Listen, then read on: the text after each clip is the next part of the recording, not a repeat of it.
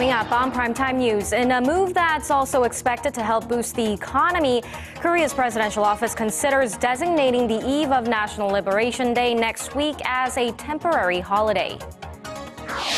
And with the upcoming 70th anniversary of the country's liberation, President Park Geun-hye urges Japan to face up to its wartime atrocities as new evidence continues to reveal Tokyo's sexual enslavement of Korean women.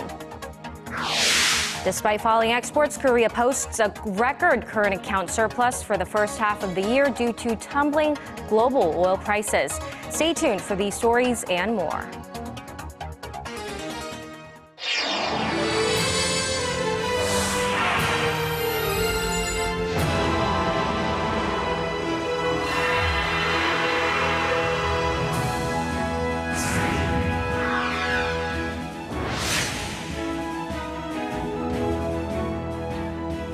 Hello and welcome to Primetime News on this Monday, August 3rd. I'm Hwang Ji-hye. And I'm Daniel Choy. Thank you for joining us.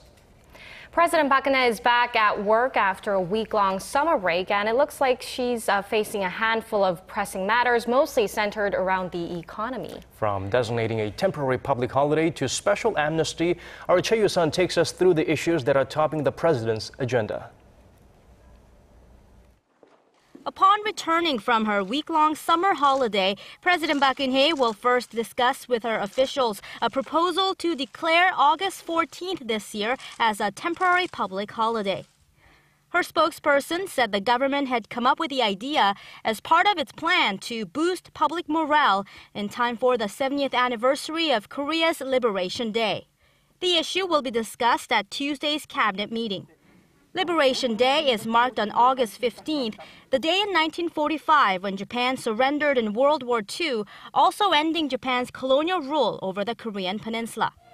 While the 15th falls on a Saturday this year, the government is considering to designate Friday the 14th a temporary holiday to reflect President Park's hopes to instill national pride and boost public morale for Korea to start making an economic leap in the year of the 70th anniversary. The government is also seeking to boost domestic spending after the MERS outbreak by encouraging the Korean people to take an extra day off. Staying on the subject of economic revitalization, President Park is expected to accelerate her reform drive, especially concerning the labor sector. Having emphasized that public support is essential to the success of a reform drive, the president will likely continue to stress that structural reforms are vital to job creation and sustainable growth. Also topping the president's agenda would be deciding whether to include the country's business leaders when announcing her planned special amnesty around the time of Liberation Day. As Korea is close to declaring an official end to the MERS outbreak, President Park will need to think about holding those in charge of the country's lax response accountable and putting forth measures to enhance the nation's response to infectious diseases in the future. Choi Yoo-sun, Arirang News. Ahead of Korea's Liberation Day, President Park said she looks forward to moving relations with Japan after Japanese Prime Minister Shin Abe upholds Tokyo's past apologies for its colonial-era atrocities. Meeting the leader of Japan's opposition Democratic Party, Katsuya Okada, today, the Korean president said Seoul and Tokyo have been able to improve ties thanks to Japan's self-reflection in the forms of the so-called Kono and Murayama statements. Referring to the aging Korean victims of Japan's wartime sex slavery, President Park stressed the urgency of resolving the matter, adding now may be the final chance. Okada, in response, said he is sorry and shameful as a Japanese politician and that he hopes related negotiations between the two countries will lead to favorable results. Prime Minister Shin Abe is expected to release a statement later this month to mark the 70th anniversary of Japan's surrender in World War II. Even ahead of that speech, Abe continues to dodge giving an apology, but footage of a Korean man forced to work for the Japanese military during wartime has emerged, drawing attention to the sheer scale of Tokyo's sexual enslavement of Korean women. Our Connie Kim reports. The Seoul-based Association for the Pacific War Victims released a videotaped interview recorded in the early 1990s with a soldier named Song Bok-sup, who collaborated with the Japanese military during the Pacific War. The association says Song took on the role of a civilian worker in the Japanese military in the early 1940s to avoid forced labor and worked as a prison guard in Indonesia. The release of the interview from the early 1990s comes days before the 22nd anniversary of the Kono Statement, in which Tokyo acknowledged Japan's sexual enslavement of women during World War II. In the interview, Song recalls how Singapore and the Indonesian island of Sumatra were heavily populated by Korean women that had been trafficked in and forced to service Japanese troops. He said the women were paid a pittance for their services. Song said he could not put an exact figure on the number of victims as countless Koreans had been drafted during wartime. In 1992, Song released a list of 61 women who served as Japanese military sex slaves. Historians estimate that more than 200,000 women, mostly Koreans, were forced to serve Japanese troops during Japan's colonial rule of Korea in the early 1900s. As for Song, he was put on trial as a Class B and C war criminal by the combined forces after World War II. However, he was found innocent with the help of an English prisoner he had met during wartime. Song testified that only 2 Koreans, including himself, were found not guilty in the trial in Singapore. Connie Kim, Arirang News. Senior defense officials from Korea and Japan will hold a meeting in Seoul on Wednesday, the first in over 2 years. Korea's defense ministry says that Yoon Sun-gu, Director General for International Policy at the ministry, and his Japanese counterpart Atsuo Suzuki will lead the meeting. The two sides are expected to discuss a wide range of regional issues, including Japan's recent move to change its national security laws. But the defense ministry says that no talks will be held to sign any military agreements with Japan.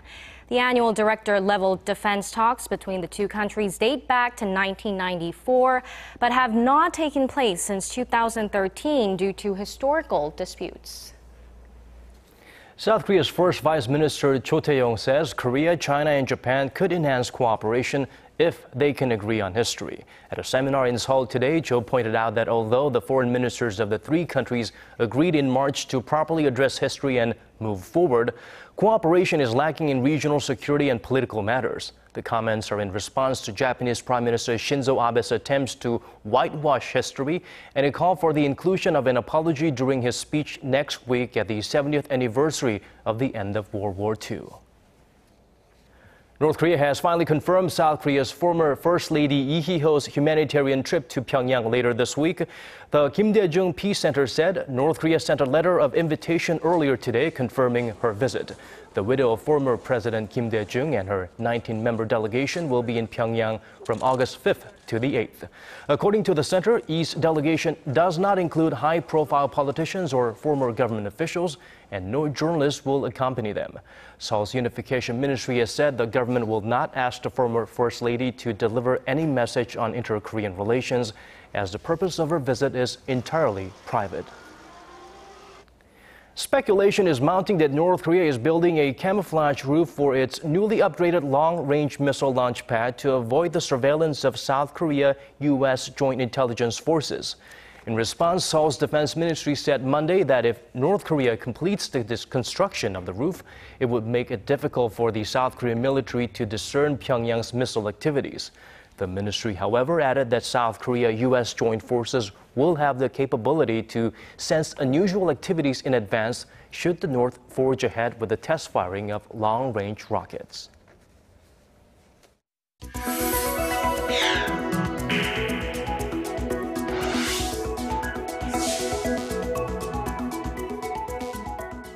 Park Inbee cements her place in golf's history, winning the British Open on Sunday. The world #1 completed a career Grand Slam on the LPGA Tour. Park becomes the 7th female player all-time to win 4 different majors. Our Son Jang-in has more. Top-ranked Park Geun-hye began the final round of the Women's British Open on Sunday, 3 shots off the lead set by fellow Korean Ko Jin-young. However, the tide turned after the 2 Koreans were tied, with Park shooting an eagle on the 14th hole while Go bogeyed the 13th. Then Park went up by 1 with a birdie on the 16th, and Go fell out of contention with a double bogey on the same hole. Park finished on 12 under 276 to win her 7th major overall title. And with that, she becomes the 7th female golfer in history to win at least 4 different majors over a career, with her earlier 3 victories at the Anna Inspiration, KPMG Women's PGA Championship, and the U.S. Women's Open. Park is the first woman to win the Classic Career Grand Slam since Sweden's Annika Sorenstam in 2003. After showing nothing but poise in rallying to win the British Open, Park said completing the slam was a dream come true and the greatest feat she has accomplished as a pro. Looking further down the scorecard, and it had a distinctly Korean feel. Ko Jin-young was second, and Korea's Yoo So-yeon tied with Korean-born New Zealander Lydia Ko for 3rd place. Son Jung-in, Arirang News. And now let's zoom in on the intensifying feud within one of Korea's largest family-run conglomerates. Lotte Korea chairman Shin Dongbin is in Seoul to try and normalize the situation, meeting with his father Shin Ko, the founder of Lotte Group. For the latest, let's turn to our Ji Myung-gil. Shin Dongbin, the second son of Lotte founder Shin Ko, arrived on Monday at Seoul's Gimpo International Airport and told reporters his father's recent move to dismiss him from the board of Lotte Holdings was illegitimate. I think the document signed by my father is invalid in legal terms. Lotte Holdings is the de facto holding firm of Lotte companies in both Korea and Japan. The younger Shin also apologized for the concern created by the family feud. It is my role to resolve the crisis and swiftly normalize and improve our companies, following in the footsteps of the general chairman's entrepreneurship. The 60-year-old CEO then met with his father and his older brother Shin Dong-ju briefly at the Lotte Hotel in Seoul. Engaged in a very public fight with his father and older brother over control of the nation's 5th largest conglomerate, Dongbin had been in Japan to gather support for a vote at a shareholders' meeting. He reportedly lost his father's confidence after the group lost nearly $900 million from its operations in China and Hong Kong, and is said to have been on the defense recently amid word that his father was passing control of the group onto his older brother. Dong-ju and other family members released a document last Friday showing the founder's support of his oldest son as the heir of the Lotte empire. Ji Myung-gil, Arirang News. The dramatic fight for power between the Lotte Group founders' 2 sons is not the most shocking headliner in Korea. We've seen similar family feuds in recent years. Our Shin Se-min delves into the subject of blood battles within Korea's largest conglomerates. A typical family portrait. Who could have imagined that 17 years later, the 2 brothers would be embroiled in a bitter power struggle? Shin Dong-ju and his younger brother Shin Dongbin are rushing to secure the upper hand in the second-generation ownership of Lotte that oversees annual revenue worth $68 billion. But struggles for succession within the owner family of a multi-billion-dollar firm is nothing new. There have been many more cases, such as with Hyundai, Samsung, Tusan, and even Kumho Asiana Group, all of which had not gone through a change in ownership since their founding. This tradition of passing down control is designed to keep the wealth and power within the founding family. The CEO of the firm is not the owner of the company, but rather a member of the shareholders on its board of directors. Experts add that the outdated corporate governance structure created by past administrations allows families to dominate the entire group with a fraction of shares held through cross-shareholding. All in all, limiting candidates for the new leadership to only the next generation of founding family members is a loss for the firm because it automatically excludes any potential CEOs with greater management skills. With the recent feud within Lotte Group, many are voicing the opinion that the founder families of Korea's leading conglomerates should adopt a similar succession model as their foreign counterparts like Ford in the US and Germany's Miele. Shin Se-min, Arirang News. Korea posted yet another current account surplus in June, extending its surplus streak to a record 40 months. It's not actually good news, though, as recent surpluses point to a sluggish economy. Our Kim Min-ji has more. In the black again. The Bank of Korea says the nation's current account surplus in June came to $12.2 billion, up more than 40% from the previous month. And with that, Korea has extended its surplus run to a record 40 straight months. For the first half combined, Korea's current account surplus hit a record $52.4 billion, which also marks the first time it has topped $50 billion in the 6-month period. While Korea has been setting a new record surplus in recent years, what's worrisome is that the surplus trend is reflective of a slow economy, as well as a slump in both exports and imports. In June, exports fell about 2% on year, while imports plunged 17%. The impact of the MERS outbreak on consumption, as well as the tourism industry, is reflected in the figures. It comes amid slowing exports, showing the overall economy is weak. While Korea is on track to reach the central bank's $98 billion current account surplus target for this year, experts say the government will need to take more stimulus measures to prop up investment and encourage domestic consumption to even out external balances. Kim Min-ji, Arirang News. Mortgage loans issued by local banks continued to increase in July, normally the slow season for Korea's housing market. According to data compiled from 7 commercial banks, mortgage lending stood at a combined $276 billion at the end of last month, a rise of more than $450 million from June. When taking into consideration the increase of asset-backed securities at these banks, the actual surge in housing loans amounted to $2.9 billion, a 5-year high. Experts attribute the increase to the government's deregulation drive and low borrowing rates. Data shows apartment transactions in Seoul climbed nearly 89% on year in July. Korea declared a virtual end to the MERS outbreak last week, and today the hardest-hit hospitals, Samsung Medical Center in southern Seoul, resumed normal operations.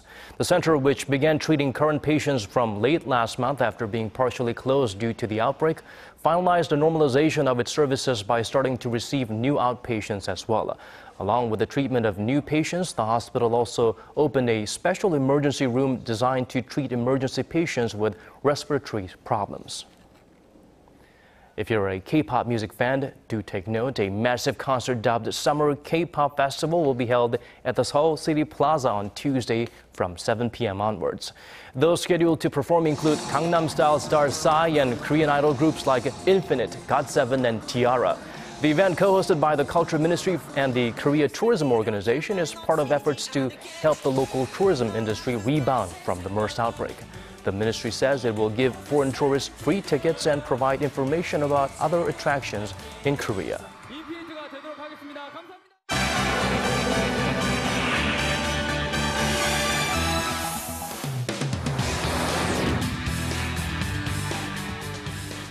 For the top international headlines, we now turn to our Lee Sun-ho at the News Center. Today's focus: Greece's stock market opens to a new low. Torrential floods devastate Southeast Asia. Plane debris found in the Indian Ocean awaits investigation, and the latest Mission Impossible smashes the box office. But Sun-ho, let's first turn to Greece. What can you tell us what's going on there?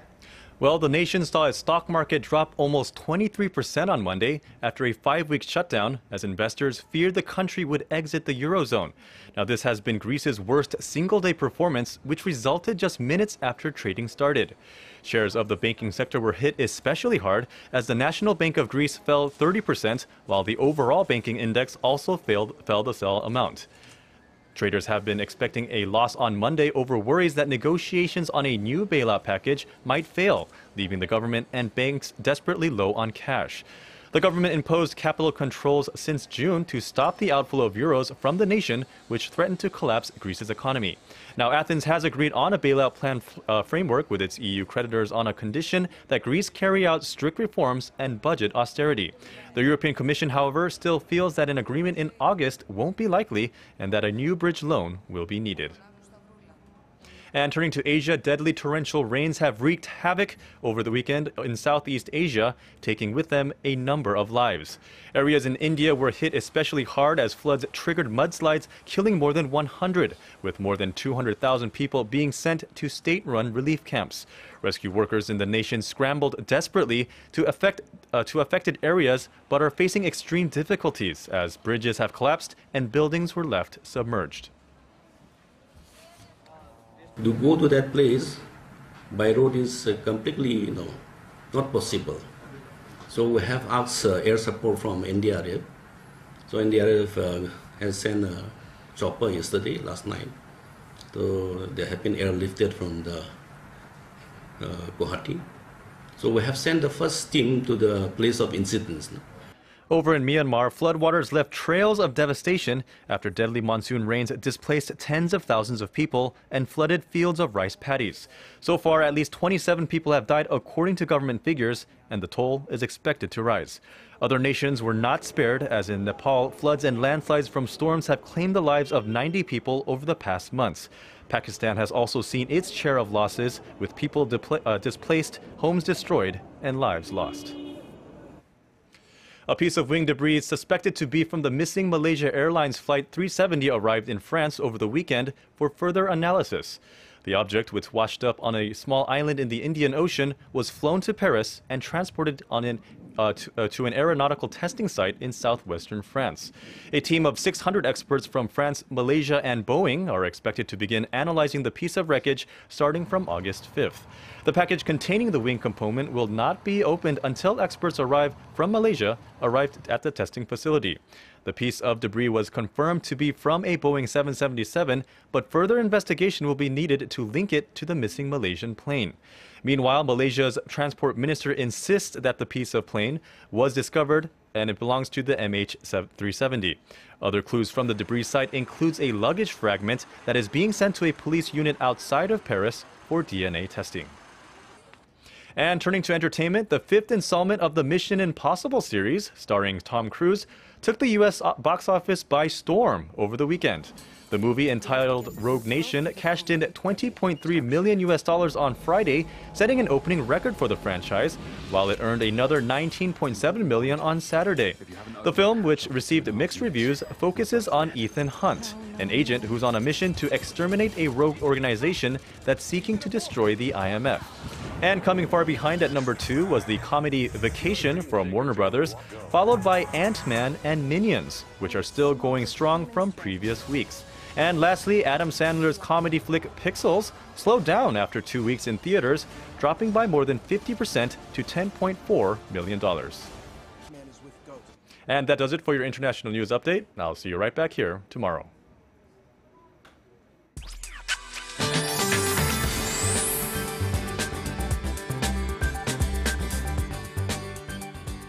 The week's gotten off to a scorching start, and heat wave advisories have expanded to many parts of the country, with some areas even upgraded to warnings.